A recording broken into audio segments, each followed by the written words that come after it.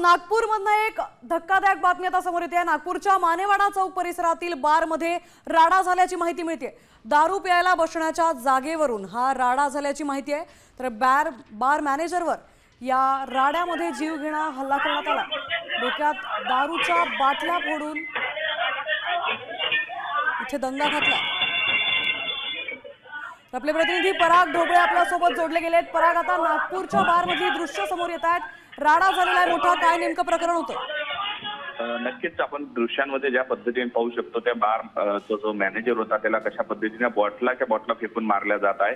खरं तर हा वाद दारू पिण्यासाठी बसण्याचा जो जागा होती त्या जागेवरून हा सगळा वाद झाला होता आणि त्यानंतर 3 ते 4 जण जो होते त्यांनी अचानकपणे त्या जो आहे तो मॅनेजर आहे त्याच्यावर हल्ला केला आणि बेदमपणे त्याला मारहाण केली। मारहाण इतकी जबर होती की वेळ पडल्यावर त्यांनी ज्या दारूच्या बोटल्या होत्या त्या धरूनच त्याच्या डोक्यावर मारल्यात आपल्याला दृश्यांमध्ये पाहायला मिळत आहे। या सगळ्या घटनेची नंतर पोलिसांमध्ये हुडकेश्वर पोलिसांनी गुन्हा दाखल केलेला आहे। सीसीटीव्हीच्या माध्यमातून ते नेमकी कोण होते याचा शोध घेणं सध्या सुरू आहे। मात्र तुफान राडा सध्या आणि सोशल मीडियावर हा व्हिडिओ सध्या व्हायरल होतो।